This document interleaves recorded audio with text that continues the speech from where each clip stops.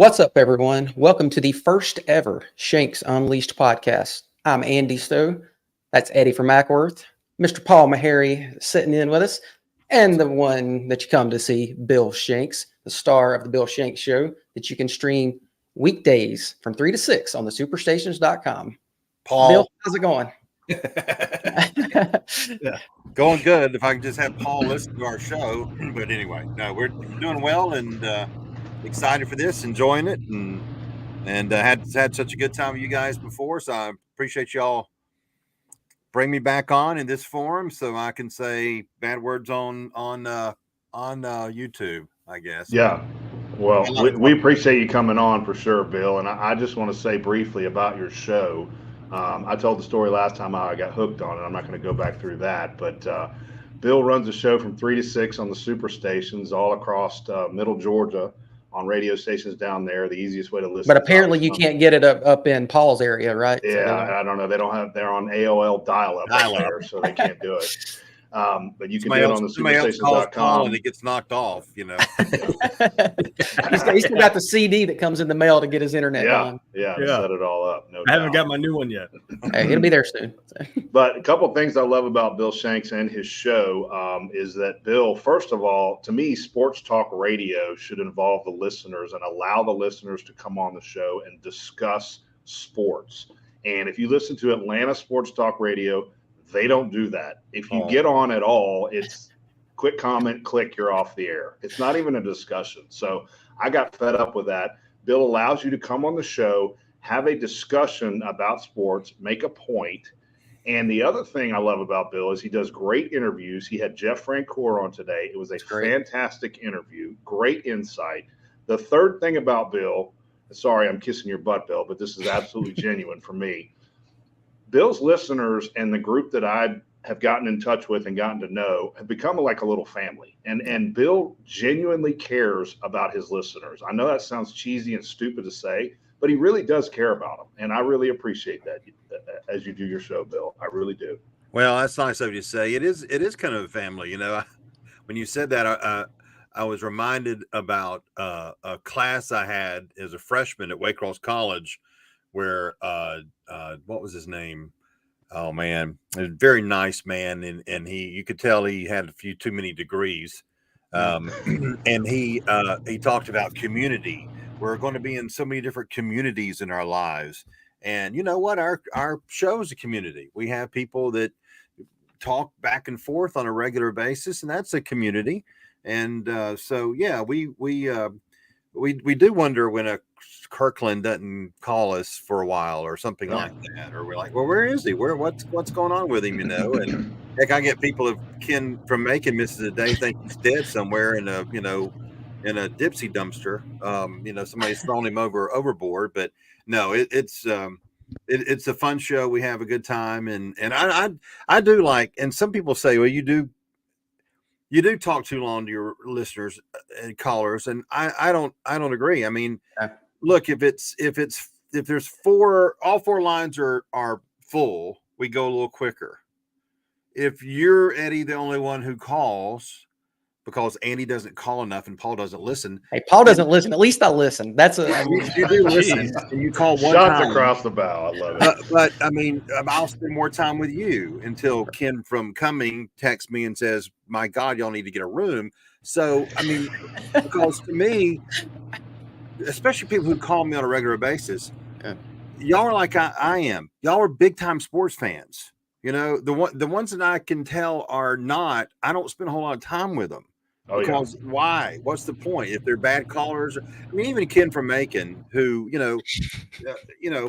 even Ken from Macon, who doesn't have both oars in the water, but who does these days? You know, it's like every once in a while he'll make a point. It's like, holy crap, that's pretty good. Yeah. But he knows his sports. You know, he gets a little emotional at times, and starts talking about things. But that's why it's fun for me. And especially after I lost my co-host Eddie. People are like, well, what are you going to do? Who are you going to talk to? I'm like, the callers. The callers. I mean, they're pretty intelligent, and so I enjoy it. I mean, and if somebody comes on and doesn't make a good point, I'll knock them off. So no, I appreciate your comments, and Well, what a fun time of year with all the I Oh love. man. I mean, it's like I love the hot stove league, and I'm probably talking too much about the Braves. I don't No, care. It's not at my all. show. That's right. I mean, so I love the hot stove league. I could do a hot stove league show every day. And I obviously football is here we are with a big game in 2 days, and basketball is even starting up. I mean, the Hawks play tonight. I'm gonna go watch the dumb Hawks after this. Better than watching the Falcons. So I love this time of year. It's great. What's up with the Mexico City game? When did they start those? Is that a new thing this year? Or Trying to keep all the immigrants down there. They're bringing the basketball players down. No, I'm kidding, Paul. I'm kidding. No, Good Shanks show tonight, Unleashed. guys. This was Yeah. fun. hey, this is Shank's show. This is not. I need to take this. Let me drop this down. Yeah, UGAsports.com. Shanks Unleashed Pod. Yes. Roddy told me I could say that and it would be okay with that background. Yeah.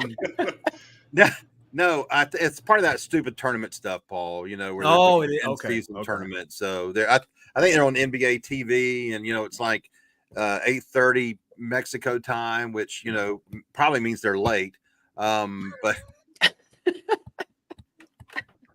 anyway. So how about Joe Biden? Do we want to go ahead and talk about Joe Biden Yeah, while we're let's at just this? get that out of the way. Can I do my Joe Biden imitation? Fall asleep. Well done.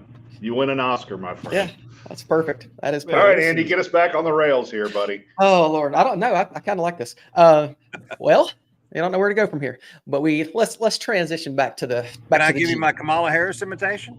No, yes, no, please. you cannot. Yes, please. No. It's about democracy, and democracy is about bringing people together where it's a democratic society for democracy. And it's about unionizing the people around us for a democracy to make sure we're democratic.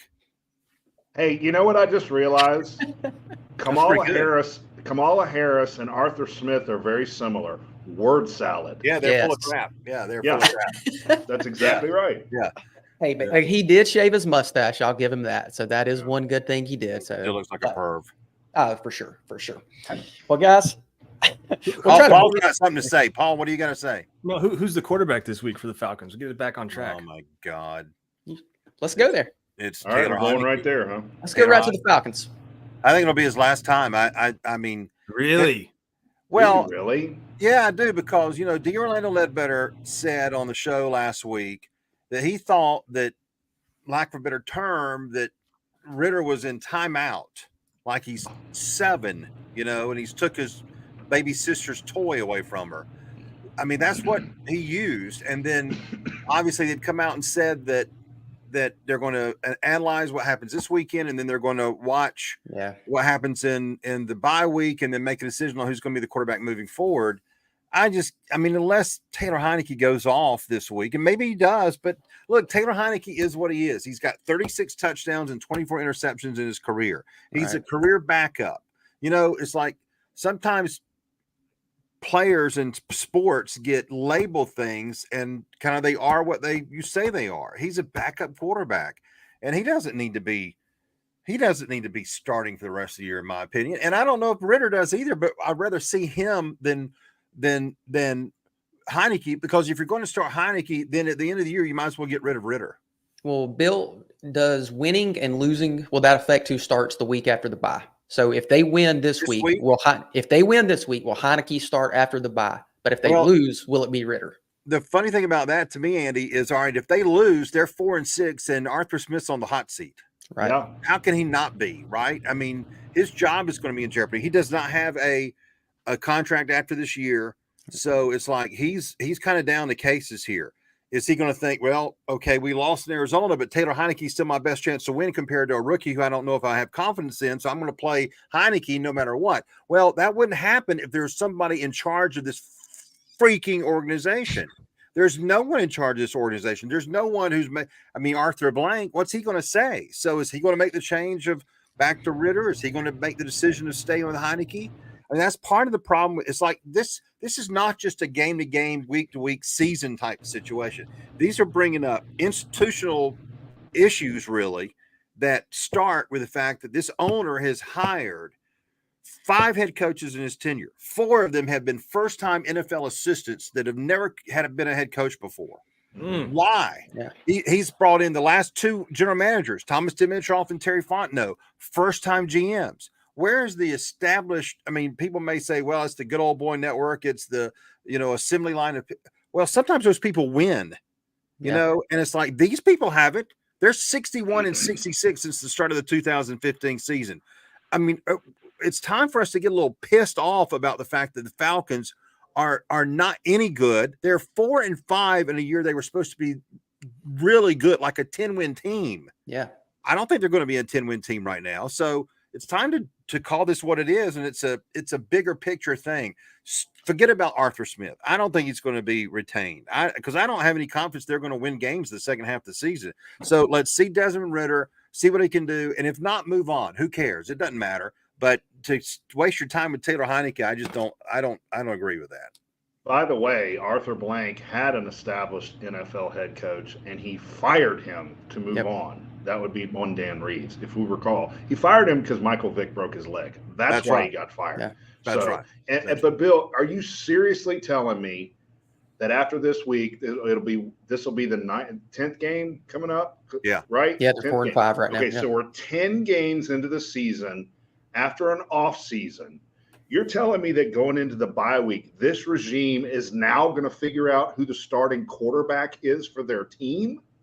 That's the dumbest shit I've ever heard, Bill. I'm sorry. Well, but the worst thing that I have heard about the entire situation is yesterday on our show, Myles Garrett of Fox 5 said that in the 9 games that have been played so far, Bijan Robinson, the first-round pick, who was taken with the 8th overall selection in the first round over Jalen Carter and other players that could have helped this team tremendously, has gotten 9 red zone carries. Yeah. You're telling me that you can't do a better job, especially of having a player of his caliber, supposedly.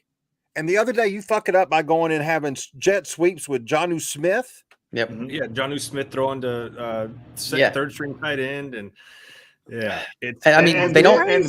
And then when asked about it, he gave a 4.5 to 5 minute word salad that nobody understood what the hell he was talking about. And he thinks, because we don't watch film, by the way, I watch the games, Arthur. I'm not a dumbass. I can see what's going on. But we don't watch film, so we don't know what the hell's going on. Yeah, you don't know how to break down film. You're not. Right. What is, he says he's the smartest guy in the room, basically, is what he says. The smartest guy in the NFL. Yeah. Here's the problem, though. When you look at this schedule, I mean, there was optimism for 10, 11 wins. This is the best schedule by far they could have potentially gotten. I mean, even moving forward, you've got the Cardinals with Kyler Murray coming back, the Saints at home, so you could win that. And now I say you could. These are all games you should probably. Yeah. The Jets without Aaron Rodgers, the Bucks, the Panthers, the Colts, Bears, and you finish with the Saints. I mean, and you look at who they played: the Texans, the Commanders, the Titans. I mean, this schedule was easily given to them for 11 weeks. Let me stop you right there. Let me take you back to 2 weeks ago. Everybody said, "Oh, Will Levis is coming in. This is a win." He torched us. Yeah. Here we go to last week. Okay, rookie quarterback. Oh, he gets knocked out. A guy that's been with the team for 5 days and is on the sidelines telling his linemen how he do his cadence, torched us. So there's no way you can tell me, Paul, this is a win-loss of this team. I'm saying if this team was run correctly, these games are winnable. Okay, well, that's different. That's a different argument. Yeah, no, it was the schedule set up perfect this year for the team to make a run if they were ran. Yeah. And so let me ask you this then. What do y'all want to happen? Do y'all want them to win this week and the following week and the following week? Or are you just wishing they would lose, where we'd get rid of the coach, get the better draft picks, and hope we can catch lightning in a bottle and actually make a good pick and get a good coach? All right, so before I give you this, Bill, real quick. Right now, the Tankathon, the Atlanta Falcons are 11th right now. Just as we predicted, they'll be that 9 to 12, 8 to 12 team. Every year. So to tank, Andy, you would have to lose every game moving forward. They're in 11th right now in the Tankathon. So go ahead, Bill. Sorry. If they lost every game, where would they end up, Paul? I mean, that's tough to say, right? Because that's hard. You don't know what's going to happen with the other teams. But the thing is, they have lost. All right, so they've lost to Detroit 6-2, Jacksonville 6-2, but Washington 4-5. Mm-hmm. Tennessee 3-5, and Vikings 5-4. And let me tell you something. I know Arizona's 1-8, but they are getting Kyler Murray back. Yeah. They are getting James Conner back. And you know all the excuses about how well, we don't know if they're going to travel out west. Well, that I can just sense at 7:00 on Sunday having this excuse ready about how the bullshit is unraveled for the Falcons on the road again. And Kyler Murray is going to be the big story on SportsCenter because he came back, did well against the Atlanta defense. Grady Jarrett, he's out. So, I mean, I think they're going to be able to run a lot on the Falcons. So, the point of it, Paul, is, all right, like Arizona, well, should they beat Arizona? They're 4-5. They should beat a 1-8 team. No question about it. New Orleans, I don't think New Orleans is very good. If they split with them, though, then obviously you got the Jets. What are the Jets? 5-4 now? They're not great. Yeah. No, they're not great, but I mean, they got to go to New York. That's not necessarily a winnable, a slam dunk game. I mean, obviously Carolina, they should win. Yeah, they've already beat Tampa Bay, but that doesn't mean they will. In Indianapolis, I mean, I just don't know how there's slam dunks on this team because the coach doesn't know what he's doing. How can you get the ball on the 1 yard like that and do that? Is inexcusable. That was almost like first year NFL head coach mistakes, and it's mine. And it's like, how can you make those mistakes in year 3? And like Andy said, he all knows what he's doing, and he thinks he's the smartest man in the room. Just ask him. I'm gonna go. He'll tell you. He'll tell you that he is the smartest offensive guy there is. Look, the problem is we've talked about this on our show. Is they're now in that purgatory of pick 8 to 13. I mean, you can try and get a quarterback, but the two big time guys are going to be gone. Yeah. So then you're taking a stab at the next quarterback on this list right here would be Michael Penix Jr. I'd be okay with that. I would too. I'd be okay with that. Yeah. Okay. I think I would prefer him over Caleb Williams. I mean, stop. I think so.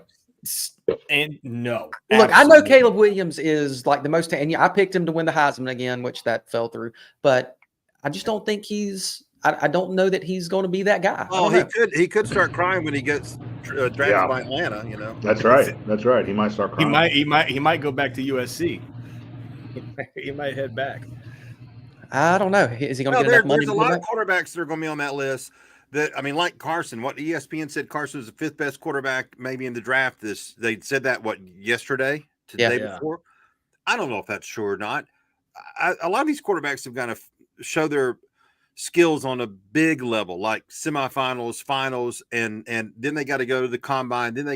So there's a lot of uncertainty but when's there not uncertainty about quarterbacks going to the draft? That's why it's a crapshoot every year. That's why if you get one, you better at least give him the chance to show 100%. Don't let there be any ambiguity about whether or not this kid, Desmond Ridder, can do it or not. Am I skeptical? Sure. But I want to because I don't think this guy's been given the full shot with the moron he's being coached by. That's the problem. And the offensive line is still not that great. Yeah. Paul doesn't agree. He just thinks he sucks. You think he can turn it around after being benched and come back after this bye week and be a different quarterback? Yeah, that's what bothers me. That's almost like getting sent to AAA and it gets in your head. Not necessarily, but I also don't think that Taylor Heineke is going to provide anything for the long term, and that he is what he is. So it's like, why not give him the shot? Why not see what he can do? I mean, it's not against great competition, unfortunately, like we just said. So, but I don't want any ambiguity. And like I think from Paul's reaction, he has none. I have a little bit. I mean, if I had to bet right now, I'm like, no, he's not going to be the guy moving forward. But there were some skills that we did see, some throwing skills that were okay, right? So who's developing him? Who Arthur Smith? Who's the quarterback coach? Hell, okay, so then it comes it's probably Arthur Blank. He's developing him. You think I'm kidding about that? You can laugh. It comes full circle, though. even if Ritter is not the guy, what if he is the guy, but he's not being coached up right? You bring in another guy, you have to change up the whole coaching staff before you bring in another guy. If that's where we're headed in that direction, Bill, if we want to go that way, you've got to change up everything, because you bring in another kid, he's going to suck just as bad. Right. Absolutely. But see, here's the thing. If we knew for a fact that Terry Fontenot as GM was in complete control of this organization and could make that determination and then the decision that goes with that, I don't know if he is or not. I mean, I hear from Rick Flatford, who's on our show from Fox Sports, that there is internal strife. There is internal struggle there about who has Arthur Blank's ear. Mm-hmm. And remember now, stupid Arthur Smith was hired before Terry Fontenot. Terry Fontenot didn't hire this guy. How dumb is it for you to give your head coach, who you hired first, a 3-year contract, and then your GM, who didn't hire the head coach, a 6-year contract? Is Terry Fontenot going to evaluate Arthur Smith at the end of this 3 years, or is it going to be, Arthur Blank? I mean, but the whole thing is dysfunctional. It's like it doesn't fit together because there's no one at the top saying, okay, this is what's going to happen. Arthur Blank doesn't want that. He's never brought that in. Eddie said about Dan Reeves, you think Dan Reeves was going to put up with his bullshit?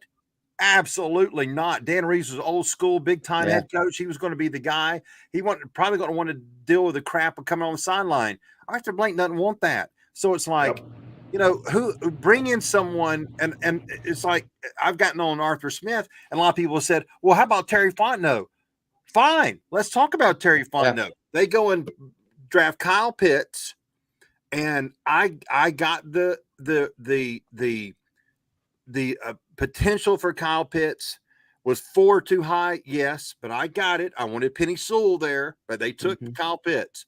Drake London, I about stroked out. I'm like, oh God, that was a terrible pick. Yeah. 8th overall, and you're taking Drake London. He wasn't even the best receiver of all those receivers, and you take him first at number 8. And then Bijan Robinson, and it's like you go and get a good 5th-round draft pick and Tyler Algier, and you turn around and draft a 1st round over the 8th pick when you need linemen. And you have Jalen Carter that was there. That one is the biggest. Yeah, Jordan Davis waste of a pick that. Yeah, he was there. They could have taken him. Jordan Davis. Michael Parsons 2 years ago. Yeah. Yep. Oh God. So it's like, well, hey, and then you go though. But here's the thing, Paul. It's like you draft Jalen Mayfield, who played right tackle at Michigan. We're going to play him at left guard though, because we're desperate. What?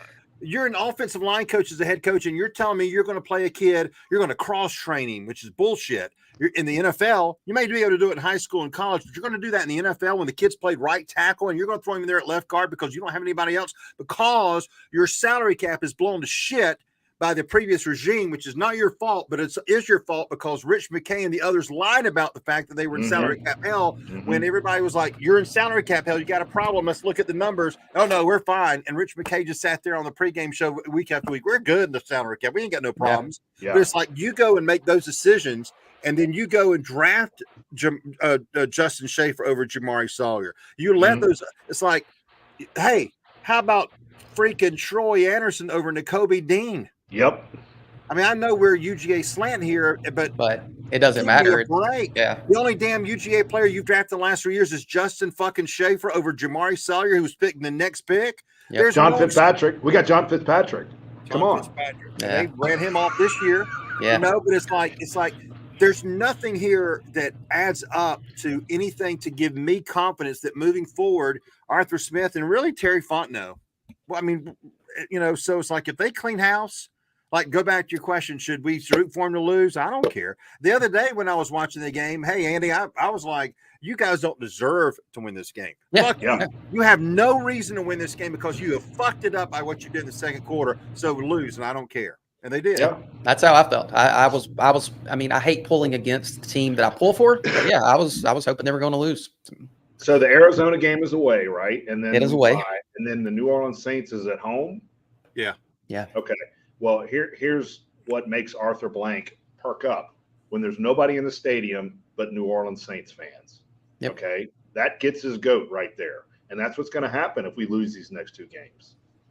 That's the only thing that makes him wake up. It happens regardless, even if you win the next game. I mean, Saints fans take over that stadium every year. Yeah, That's but a it'll be even worse. That's embarrassing too, isn't it? Yeah. Of course, you never see the Falcons fans taking over in New Orleans. No. That doesn't happen. Yeah, they don't take over Atlanta, much less somewhere else. Yeah, I know. Well, All right. hey, How about? no, wait. Go ahead. Before we move on, to Okay. be fair, the Falcons fans, I'll give them a pass because I'm one of them.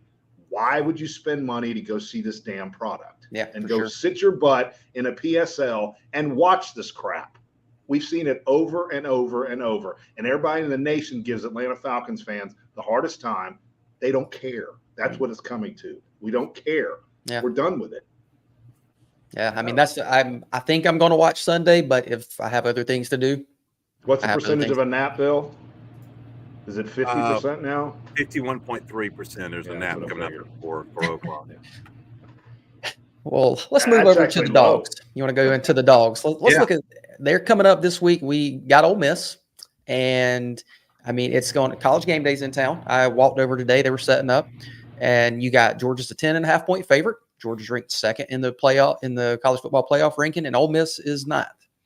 What are we most excited about? Where do we think Georgia can exploit them, and what are we worried about that they can do to us? I'm excited about the receivers they've got with or without Brock Bowers. Lad McConkey. I think the theme of my show this week has been, you know what? No offense to Brock Bowers. God knows we would love to have him back. We need to start putting some light on Lad McConkey too. Yeah. Lad McConkey's got 1,500 something yards receiving in his 3 years redshirt before the University of Georgia. And by the time he's finished, he's going to go down as one of the best receivers in Georgia's history. I mean, he's going to finish with over 2,000 yards, I would assume, barring injury. And this kid's great. I mean, that's why I don't think I've had any worries about the last 2 weeks with Brock out, because look at what Lad has done and is capable of doing and then did. So, you know, I feel good about it. And I know, like last week with Missouri, we have to respect Ole Miss. We have to really give them the respect as we did coming in and out of the game with Missouri. But it's like, who's better? Who's better on paper? Who's better on the field? You know, and I'm telling you guys, I know Eddie's heard me say this, maybe Andy too, because they listen to like Paul. It's like that 19 South Carolina game. I mean, they haven't lost since then at home. Yeah. No. They haven't lost since then. It's like you could talk about the winning streak right now as far as 26 in a row. And I compared it today to, because somebody told me, well, the Dogs are under a lot of pressure. Okay, sure. Like a hitting streak. I compared it on my show today to like a hitting streak. Pete Rose, when he had the 44-game hitting streak, he was under a lot of pressure. You know, winning streaks for any team, there's a lot of pressure. But, man, this is kind of gravy in a way. And it's like, to me, the pressure's on them to walk into our stadium, even though the weather's going to be shitty. It's going to be a night game full of – and I've said all week, get drunk early, get loud late. Get drunk early, get loud late, because that is our best game of the year. We've had a crappy home schedule this year. Let's be loud. So I feel good about Saturday. Yeah, so that's what I was wondering. Go ahead. I've been asking this all week, Bill. I've asked Paul. He laughed at me. I've asked Andy. I'm going to ask you. Who would you rather have right now as your wide receiver? Luther Burden or Lad McConkey? Answer. Well, look at Paul. Look at Paul's face. This is such a slanted ass question, by the way. No, it's not. It's a great question. It's a brilliant completely slanted question. But go ahead, Bill. Y'all are the two that gave Eddie the foreign to be a talk show boy. Now look at him. I think he's Larry fucking King, you know. Right. Right. No, look. Luther Burden's great. I hope he transfers in. You know. Yeah, you saw Kirby out there recruiting him at the end of the game last week. Kirby said, "Where's Luther?" He was looking for him. Paul Maharry needs to break that scoop before Jake Roos gets it. But I mean, look, there you go. Lad's just different. He's kind of. It's almost like he's a Brock Bowers light. You know, not size wise, but it's like dependability. Has Carson had any downturn in someone to look for when he's in trouble with Brock out, when knowing that Lad's out there? No, that people just don't have that. But also, if Luther was out there, I think you could say the same thing. Absolutely, sure, no question. Okay, so then he's an elite player. He's an elite. Yeah, player. that point's void. So Luther Burden has 972 yards, I believe. Like Luther Burden is that guy. He's Here's my He's that argument, okay? Because obviously Eddie said lad, and then he put it on the POS, and everybody and their mother said lad because it's a Georgia channel, right? And yes, lad is probably the lifeblood of this wide receiver room, minus sans Rosemary Jackson. Rosemary Jackson is the vocal leader. Lad is the leader by what do you call it? Example by example. Yeah, leader by example. Yeah, but we're talking about pure like just being able to be open. I think you take Luther Burden again. There's no shot at Lad, and this team's probably not where it is right now if it doesn't have Lad. Same could be said about Brock. For sure. And is Lad all the way healthy? Because, I mean, that's the thing. I think he's going to continue to even get better. So, I mean, if he's not healthy, he's not going to say he's not because he knows he doesn't want to come off the field. I asked Tavares King and Noshawn Marino that same question last night. They both took Lad. So, well, but look, there's no doubt Luther's an outstanding player. I mean, he's going to be a first-round draft pick. I mean, early first-round draft. There is a mock draft that has the Philadelphia Eagles with the 32nd pick of the draft taking Lad McConkey. No, I believe that. Why not? I think he could slip in maybe late first round because he'll wow them with his skill set. I think to a certain extent, but there's no doubt that Luther Burden. I mean, he's good. He's something now. It's like watch this. When he caught the ball the other day, one of those, I was like, watch this, because this could be dangerous. But I mean, who cares? It doesn't matter. We got Lad, and Lad's been so good for this team. It's just thank God he got healthy right. When Brock got hurt, or they'd be up shit creek. Yeah, for sure, because they don't have another guy like that. Well, so that talking about Brock, so that is, I know you've been talking about it on your show, Bill, but that is a good question. Will he play? Do you want him to play? And should he play?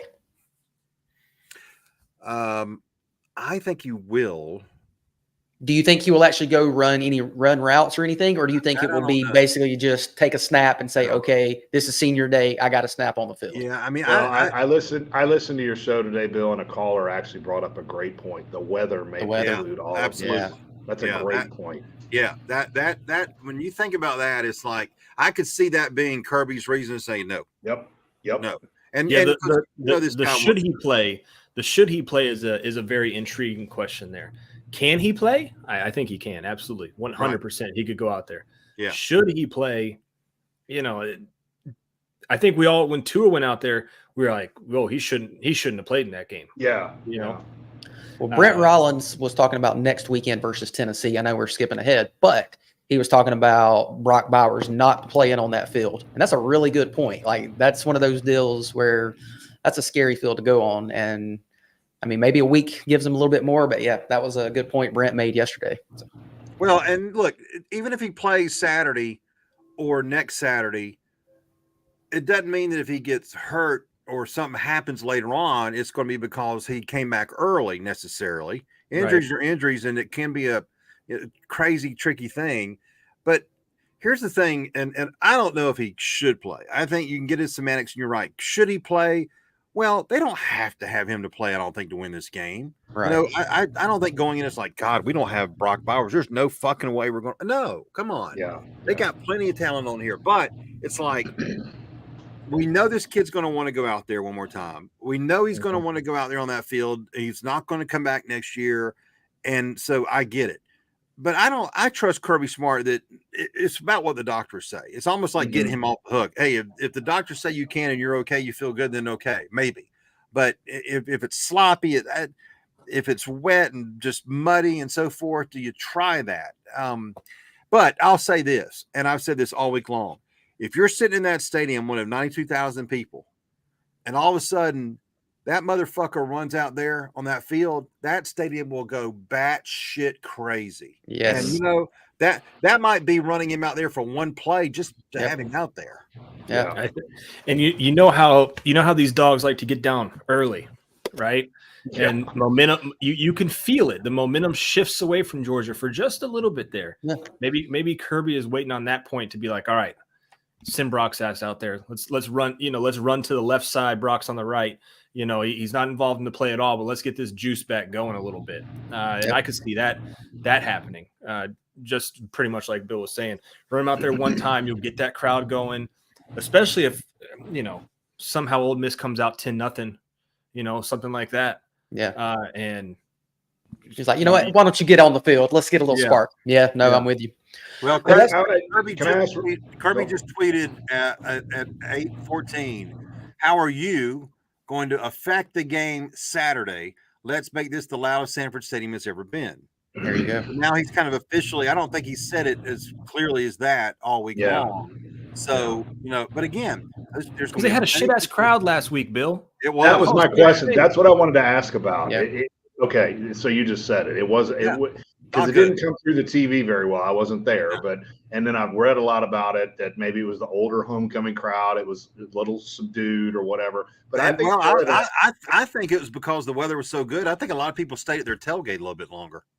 True, but I also think part of that is the flow of the football game, right? I mean, you take Arkansas or Tennessee, we were immediately on those guys, and the crowd was an integral part of that game. It was 10-10 at half. I mean, that was kind of like a game, right, until the second half. So I give the crowd a little bit of benefit of the doubt there, but I think this weekend is going to be nuts.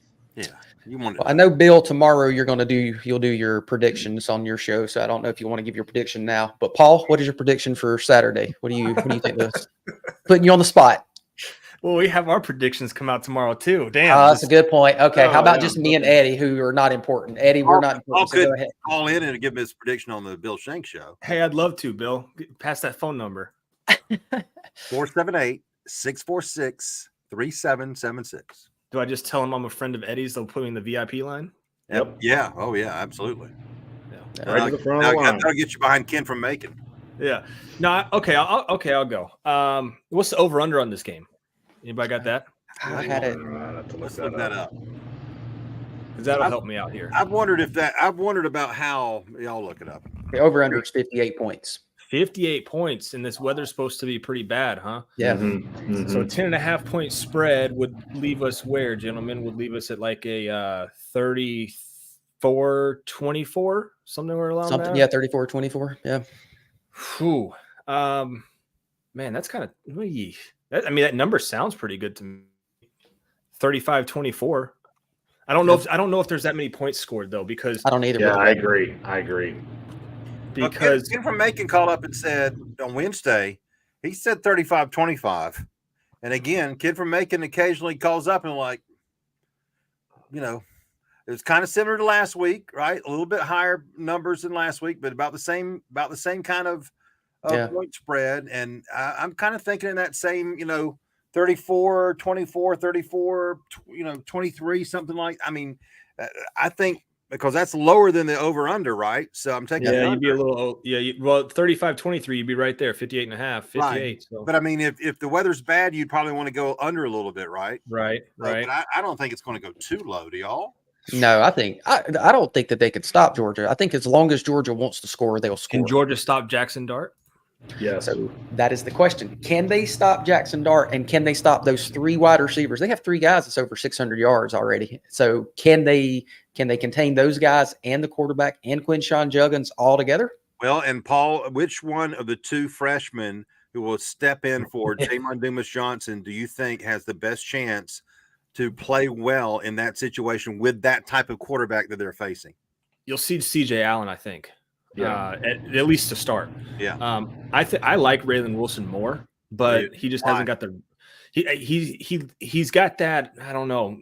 When I watched his film from high school, it stood out to me, and I've not to be like, toot my own horn, but I choose like one guy every year, and I'm like, that's my guy. Like he's gonna be something. And Raylan Wilson was that pick, and it's just you can see it in his eyes. He's got that dog in him.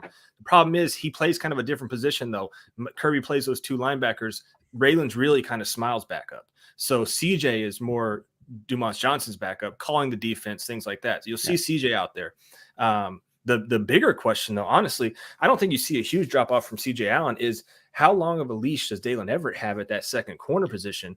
And what they did last week was so much different than we've seen in weeks past or even this whole year. They took Tyke Smith out and ran a 3-corner system. Do they do that again? Kamari Lassiter at the slot. Right, which I'm not a huge fan of because Tyke has been so good this year. And then you're relying on Dalen Everett and Julian Humphrey. which one of those guys is going to step up is kind of my concern, because Everett got picked on. He got picked on. But Humphrey did a little bit better after he came in, didn't he? Yes, he did. Yeah. Humphrey looked good. But also they're two totally different type of corners. Like Humphrey's more of that lockdown man. Like you put him on an island. Everett is more of I want to say like a zone corner, can hit, can tackle. You're going to get a tackle out of him. Whereas Julio Humphrey or Julian Humphrey, Julio's his nickname. He's more that guy that's like out there, and you don't know if he's going to catch a pass interference or not, but if he stripes him down, he's talking shit. He's in his face. And it's just, they're two totally opposite ends of the spectrum in terms of what you have at corner, but they both are playing the same position, Hey, thanks, Andy. Appreciate that. All right. Let me follow that up with this question then. If CJ Allen, and that's interesting about Raylan Wilson. So let's say, Paul, that in the first quarter, first half or so, CJ Allen is struggling or is not doing the job. What do they do? And I'm thinking, do they move Jalen Walker around? You could do that. He could go both ways, right? As far as in and out. You could do that, or you could hope and pray that Sori is back and he can call your defense for you. Have they said whether or not he'll be back this year? Nobody said anything on. Yeah, there you go. Yeah, but in my opinion, you don't want to take Jalen Walker off the edge. That's where he thrives. But you got to have a linebacker that can call his defense. Though. I understand, but we're all discounting the Ole Miss line, and we're not talking about that. But they just lost one of their starters a couple of days ago. Went out with a foot injury. He's done. He's not playing. And the Ole Miss line. What position was it? Offensive line. It doesn't say it was tackle or guard. I think it was a guard. Okay. Yeah. He's done. The starter's out. And the Ole Miss offensive line is not good in pass pro. They're not. So there you go. That's how blitz, come off the edge. Absolutely. Just try to blast them. Yeah. I thought Jalen was great last week. I'm just, you're talking about that's your guy. Yeah, Jalen's your guy. Yeah. Well, yeah, and Roos, I remember came on the show and was talking about him, and like you kind of watch some players sometime. Dara Smith was too, and I don't know what his deal is, because his size he's just kind of freaky size, but and it's a shame he hadn't worked out yet. But man, last week I was watching number 11. It's like, man, he's all over the place. Yeah, but I mean, CJ Allen, and the guy sitting next to me is from Thomaston. So when CJ went in, he was all excited because of Lamar County next to Thomaston. And so, we watched him a little bit. And, I mean, look, I think these guys can play. I mean, I wish it was a different quarterback. We didn't have to worry about Dart, because Dart's good. Right. He's really good. He's a really good player, But so to me, that's where the chess match between between Lane and really Will and Kirby will come into play, because Will and Kirby know exactly what Jackson Dart does. There's no mystery here. And it's like, so what do they adjust to if there are some issues with that linebacker spot? What do they come up with that? I don't know. Do they do it? I mean, do they do the dime? I don't know. Well, I was going to ask you, what do they do? Who do they use to spy Jackson Dart? Like, and that's the thing. Like, do you use Taki Smith? Maybe. I mean, that's what. But then do you take him out? Then are you dropping him lower in the box, and then do you leave him to go up top? So that's. I asked you guys on the POS, is Jackson Dart a better runner than what we saw against Mizzou? And y'all all to a man said yes. Okay. Yeah. So So I think in the first half of that Mizzou game, they were caught a little off guard by how well he ran. I think so too. Yeah. And he torched us in the first half. They went back in the locker room, made some adjustments, and they slowed that rush down just a tad. And he did not run as well. I think this week's completely different. They're preparing for Jackson Dart as a running, very good quarterback out of the pocket. And they're going to have a spy on him. I don't think they had that in the first half last week. Totally different this week. They're going to be prepared for it. Yeah, maybe Smiles the spy. Yeah, could be, because he's fast. Yeah, he can run him down from sideline to sideline. Can Smiles kind of run things like JDJ did? I mean, can he? I think he can. I think he can. I don't know. I mean, whenever JDJ's come out of the game, it's CJ Allen been calling it, and he's a true freshman. So I don't know if that tells you anything about that, right? Yeah. But that's a lot of talent still. It's like, we fret over people that, I mean, I think CJ Allen's a baller too. And now, I mean, it's a lot of pressure. Okay, you got to deal with Judkins, you got to deal with the wide receivers, right? The plural, and then obviously Dart. But I think they'll be okay. Because look, every player who's gotten hurt on this team, starting with Smile back in the beginning of the season, I mean, they survived the situation at running back. I mean, obviously missing Edwards early, and then Milton he's never 100%. Yeah. They've survived. That's not been it's not like, oh God, we have no running game. They've been fine. They were okay, obviously, with Brock Bowers last 2 weeks. So it's like, that shows you the talent they have, right? That they can keep on having these injuries, which are no question a big storyline of this year's team. And okay, if they were 7-2 instead of 9-0, we may use that as an excuse, but they're 9-0, and they're still winning. They keep on winning, even no matter who gets hurt. You lost the best player in football. You left, and you've won without him. So yeah. I mean, So I'm hopeful. I mean, I like Jamin Dumas-Johnson. He's a great player, but he's not a Roquan Smith, right? He's not a. I don't think he's Nakobe Dean. No, I don't. And I don't. That's unfair to a certain extent to comparing those two. Right. But I mean, right. I think Roquan and Nakobe is like, you thought the gap between them and whoever else was behind them was large. Yeah. Is it more narrow with JDJ and CJ Allen? We'll find out. Yeah. Well, we want to move over into the Braves and discuss what's going on for the next 10, 15 minutes, discuss what they got going on, because there's a lot of news coming out of Atlanta. So first thing, Ron Washington got named the Angels manager, and he's taking EY to be the third base coach. Is that going to hurt us? Is that official? EY? I don't think they've officially announced it, but I think it's unofficial official. Yeah. So, yeah. So is that something we should be concerned about? Do we think that losing, like a lot of people like to talk about the fungo that they take and Ron Washington, and I get it, but I took fungo when I was 15 in high school. So, started fungoing. Right. So are we really concerned about that, or is it more about the relationships that he has with the players? Yeah, I think it's that. I mean, I'm not trying to downplay Washington. He's not the best third base coach they've ever had in Braves history. Jimmy Williams was a long time ago. Sent Bream home safely. Safe. He was safe. He was out. Who was the third base coach before Ron Wash? Bo Porter for 1 year. Oh yeah, former Houston manager. He was not very good. He was awful. He was a bad third base coach. And then Doug DeCenzo, Brian Snicker. You go backwards. That was there with them. Yeah, it was there for a while. Yeah. So it's just Washington's held it down for so long over there. So I think to me that's the story, Paul. Is the staff's been together for a long time. Mm-hmm. They haven't had people leave. I mean, since Snicker took over in 2016, since he started his first full year in 2017. So 7 years, they've only had one change. That was the bullpen coach. Drew French took over for Marty Reed. That's unusual. That's crazy. Yeah. So to me, that continuity being broken by two of them leaving is a little, well, that's not true. They had a pitching coach. Yeah, and Rick Kranitz came in. Kranitz took over for that idiot Hernandez.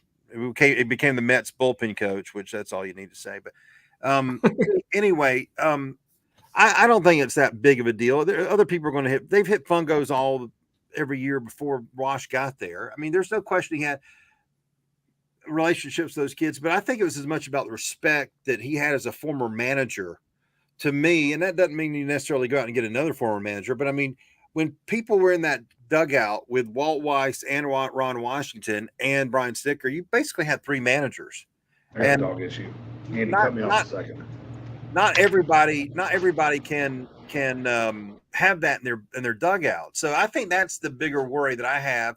But they're going to find somebody, and I'm sure they're going to talk to internal and external people, and I would love for another former manager to come in. David Ross. If Snicker had any balls, he would call Buck Showalter and say, "You want to be my first base coach?" No way. No way. I'm kidding. I want to hear that conversation. Hey, Buck, it's Snit. You want to coach first? Hell no. I would like David Ross. So. Yeah. Brandon Edwards has a good point. He says, I think DeRosa would be interested. Or he's liking his TV gig too much, you think? Well, he probably makes more on his TV gig. Yeah. DeRosa. It's always weird to me. You can't find these salaries for like baseball coaches. Oh, it's bad. They're bad. They're bad salaries, Paul. I wish there could be, because I've thought several times about, you wanted to go into a great story is to get the salaries of coaches and managers and compare it to what college football coaches, even in lower tier programs, get. It's unbelievable. I mean, Ron Washington, I'd be shocked if Ron Washington made more than $250,000. Really? Yeah, I really would. I'd be shocked. What's Walt Weiss making on the bench? Maybe 200? I mean, I don't think they pay him much more than $3. I think it's under $300,000. Wow. I really do. And so, yeah, I don't like Craig Counsell, but I do applaud him for doing what he did for the salaries of managers, because it's been a huge disparity between that NFL coaches, NBA coaches, and all that stuff. He's not worth no damn $8 million. I don't really think he's any good at all. But anyway, at least he's getting the salaries up there, because a lot of people are going to need a raise after what happened with him a couple of days ago. But yeah, the coaches in Major League Baseball and minor league coaches are worse. It's like, and here's the thing, and I said this about Wash leaving. You know, if let's say Will Muschamp and Glenn Schumann both got a job, and Kirby's got to go find a defensive coordinator, he's going to try to find the best defensive coordinator in the country and bring him to Athens and pay him a hell of a lot of money. They don't do that in baseball. They don't. I mean, it's like who's the best third base coach in baseball? Yeah, I couldn't tell you. I know. You know, according to this website, go ahead. I'm sure there's some good ones out there, Bill. But I mean, you asked me best defensive coordinators. I've got 7 or 8 on top of my brain. Right. You know, third base coaches. Hey, there's a coach out there. I don't know if you mentioned this, Bill, but I'd like to see David Ross come back to Atlanta. Yeah, Andy Mitchell. You know? Yeah, I think that tie is interesting, because Rossi being in Atlanta, I know Snit loves Rossi and was shocked the other day that he. So I think that's a possibility. You wonder about that. And look, Walt Weiss is a candidate for the Houston job. So you know, I mean, it would behoove Mark DeRosa to get on a staff than to sit there next to Lauren all day long. I mean, I'd rather sit next to Lauren all day long than sit in the smelly dugout. But I mean, I think it would help DeRosa to be on a staff where he's. I mean, I know he's do the whatever you call it, WBC, but if he was a first base coach, that would be good for him. You know, to just get on his staff and be included in meetings and be included in conversations. So I wouldn't mind him for first base, but we'll see what they do. And there may be some internal. Matt Tuiasosopo was a AAA manager. They may turn to him as a third base coach. I know Snit likes him a great deal. And that's what they did. Yeah, when they brought him back up from the AAA. So Is it bad? Is it bad that the only thing I can think about Walt Weiss is his son contracting E. coli way back when? That's the only thing that comes to my brain. Well, he was good. I'll tell you this, Paul. Playoffs in 1990, maybe in 2000 against Houston. 1999 NLDS. He made one of the best defensive plays diving to his left, I believe, in baseball history. A great play in the playoffs, and that's what I think about with Walt Weiss, to be honest with you. But I think that speaks more to Paul's brain than anything. That's what that speaks to, right? that's he what goes I remember. E. coli and his son. I mean, what the hell? Look, you pull up his Wikipedia page, and it's on his Wikipedia page is about his son having E. coli. I don't know. According to this website, sportslulu.com, it says Walt Weiss is making sportslulu.com, the trusted site for all things MLB salaries. It is saying $99,659 for Walt Weiss. That's it. I know high school baseball coaches in the state of Georgia making more than that. Oh yeah. So it says that Snitzker's making $800,000. Is that right, Bill? Is that? If so, he needs an agent. Yeah. $800,000. That's a lot. I mean, look, it's a lot of money, right? I mean, we'd all love to make that. Eddie already makes it. It's all right. Yeah, Eddie said that's not much. He was like, Eddie said, I'm not taking a pay cut. Yeah, you're not. Yeah, I'm not taking a pay cut. Yeah. Jackasses. No, but I mean, $800,000. And again, to preface it, that's a lot of money, guys. But to go on the road like that from damn February to November, they only make $800,000 when there's NBA coaches making like $10 million a year and college coaches making $10 million coaching 12 games a year. Like, damn. The disparity. And Paul, go and see on YouTube. Weiss gets out at home 99 NLDS game 3. It was a great play. But the salaries of these guys, I mean, but think about it. Let's say Snit is making $800,000. Can you imagine compared to what he used to make in the minor leagues, how much of an increase that is? Oh yeah, it's probably life-changing, you know, and so, but he deserves a lot more. If Council's making 8, what is Brian Snicker worth, for crying out loud? I mean, you may not like Brian Snicker and think he's won 6 straight division titles and won a World Series. Council ever done? He's never done anything. Exactly. You know, I mean, he's won division titles too, but he's never. I think he's won 1 series. One playoff series is all he's won. And so, anyway, the salaries though. I wanted to do a long story on that, comparing how those salaries are, because it's awful. They talk about minor league player salaries. Holy crap. Coaches' salaries, manager salaries. I mean, I don't even know if minor league guys make $100,000. And like you guys said, hell, how many high school football coaches do we know that make 120 in this state? And I guarantee all the Braves minor league people don't make 120. There ain't no way.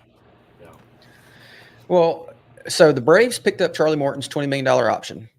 So are they out of, is he going to be their third starter, or are they going to get someone? And I know you've been talking a lot about who they could possibly get. So what are you hearing? And is Trevor Bauer, is he an option? And if so, would you sign him for a 1 year, even what if they did like the Josh Donaldson, signed him for that 1 year, $18 million deal? Like if it was so high, but it's kind of low risk, high reward.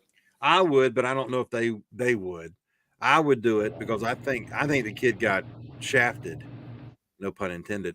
But I think the what Unleashed, Paul, Unleashed. Yeah, that's right. Name of the show. The kid can pitch. He may be a whack job. I think he is fucking crazy, but there are a lot of pitchers. I could tell you. Well, I'm not going to tell you, but there are 2 on the Braves staff right now that probably need a mental evaluation, because pitchers are fucking nuts. They really are. Spencer Strider's out there. I mean, no, and he wasn't one of the 2 I was thinking about. But yeah, he's kind of on his own little level too. But it's like, aren't they like kickers? They're like kickers, right? Pitchers overthink things, or they're dumb. There's no in between with pitchers. They're either so fucking stupid they don't know what to do, except I'm gonna throw a fastball here, or they have no clue how to work a count. There's no in between with pitchers, and it's like, but I would talk to Bauer. I wouldn't. It wouldn't shock me if Alex did, but it also wouldn't shock me if they were like, hell no. Staying away from it. I don't know what to expect from that situation. I mean, I was told on Monday after they picked up Morton's option, which at first I didn't really like, and now I do, that they're going to still try to sign 2 starting pitchers. 2. But as you keep saying, Bill, everyone wants to sign 2 pitchers. It's tough. Everyone does. What about the kid coming from Japan? I don't know a whole lot of. I mean, I've read a little bit about him, and I certainly can't pronounce his name. But I mean, I mean, and somebody said today on the show that they kind of have Kenshin Kawakami disease, where they don't. It scares me. Yeah, I mean, so I don't know about him. I mean, look, they're talking about Aaron Nola. They've talked to Aaron Nola's agent. If Aaron Nola, look, if somebody offers Aaron Nola 7 years and $210 and it's $30 million, they're not going to probably do that. If it was 5 and 125, I could see them doing that. But what I learned on Tuesday was that Aaron Nola's wife is from Jasper, Georgia. So hopefully that will matter. Also, Rick Kranitz, the pitching coach, used to be the pitching coach in Philadelphia, and he was there when Nola came up. They have a great relationship.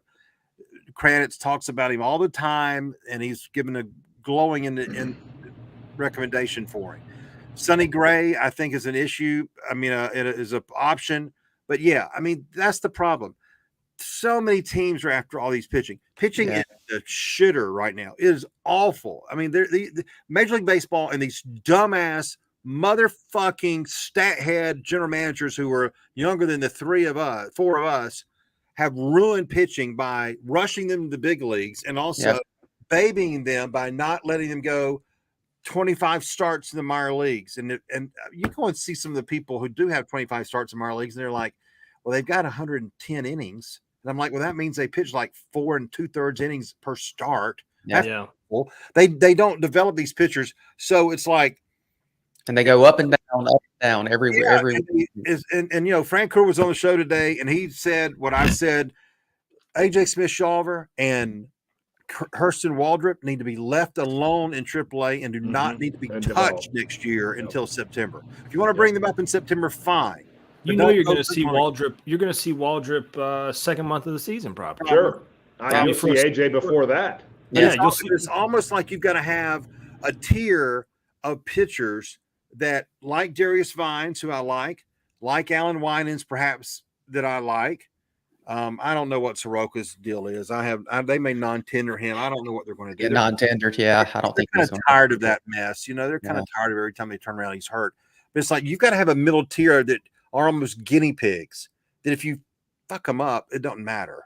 You send them off, go away. You know, I mean, there are a lot of really pitchers are interchangeable, and it's like you have to have that tier and leave those guys alone. When Kyle Wright was left alone in AAA in 2021, came up and obviously helped in the World Series. But look what he did in 2022 after he had that full year where he was left alone in AAA.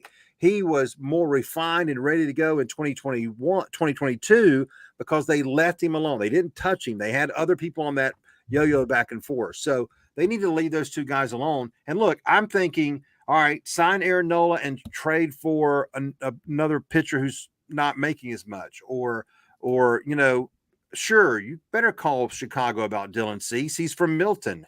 Yeah. Right. I mean, absolutely. He's got a couple more years left. So it'll cost a little bit, but call them about Cease. You know, they're second-tier pitchers.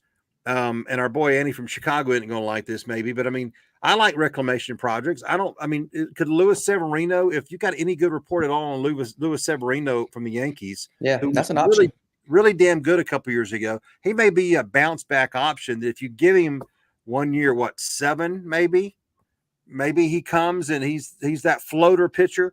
I mean, because Elder needs to go back to AAA, or either maybe trade Elder for Corbin Burns. Yeah, you know, I like Corbin Burns. He's the guy. He's the guy I like a lot. So. Yeah. So I mean, the reclamation project is an AA move. That's it right there. It's not going and signing Jordan Montgomery. It's not signing Corbin Burns.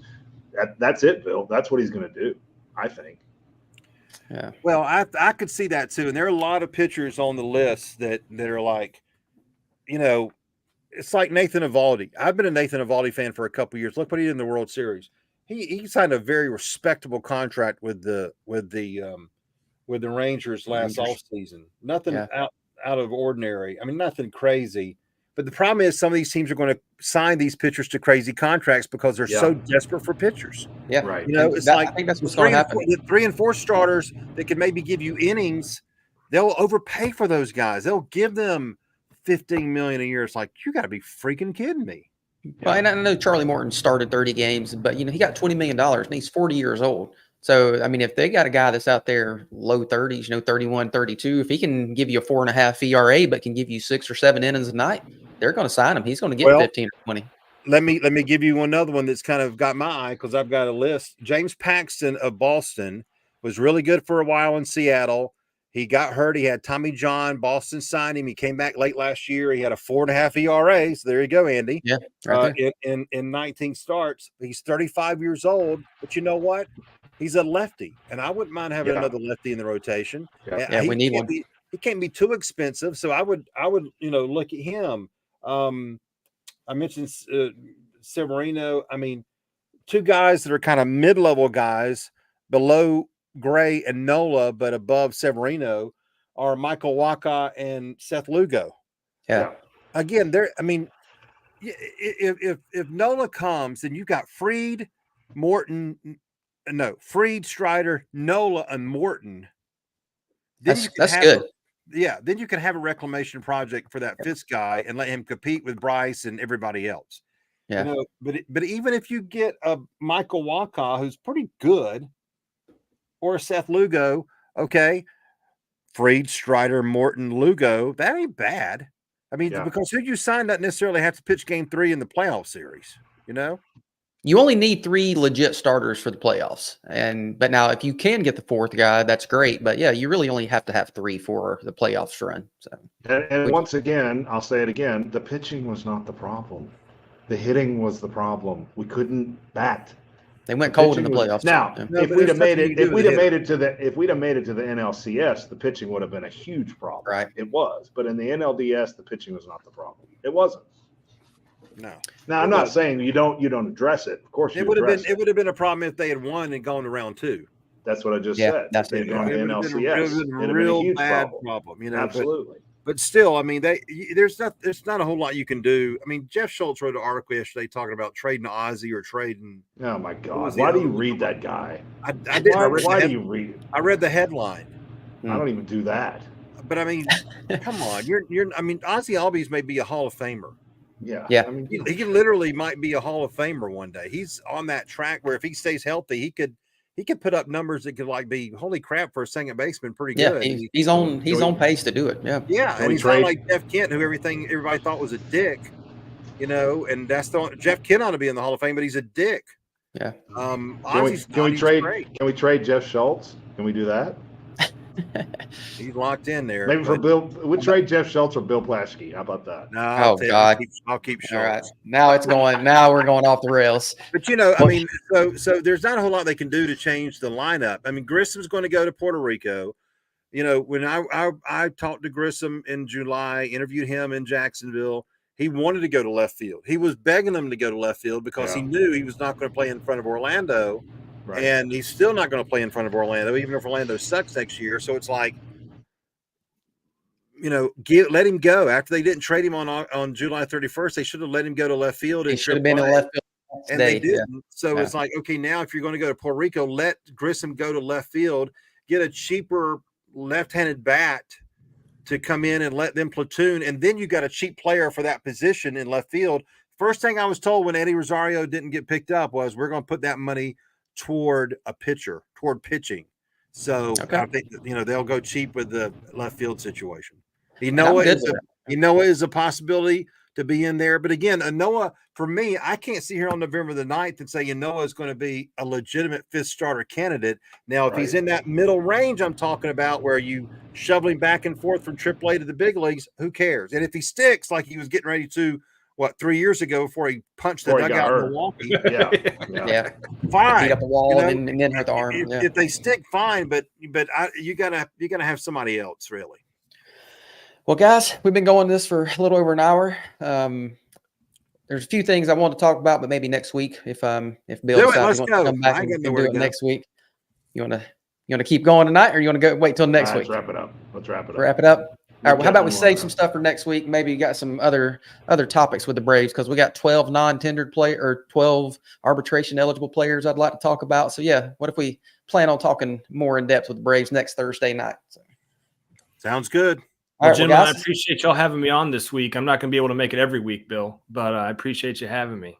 Maybe you can listen to this show though at least once or twice. Hey Paul, 3 to 7, thesuperstations.com.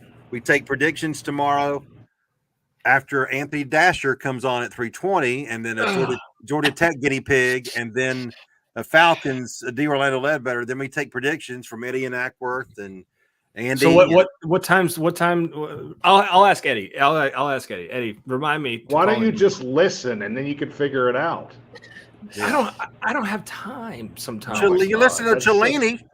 Yeah, you messed up saying that. That you kind of dug your hole early.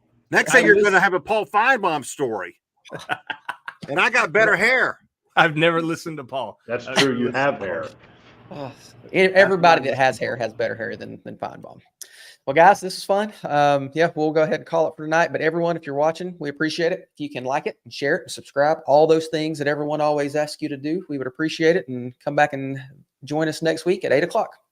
Thanks. See you guys. Good night.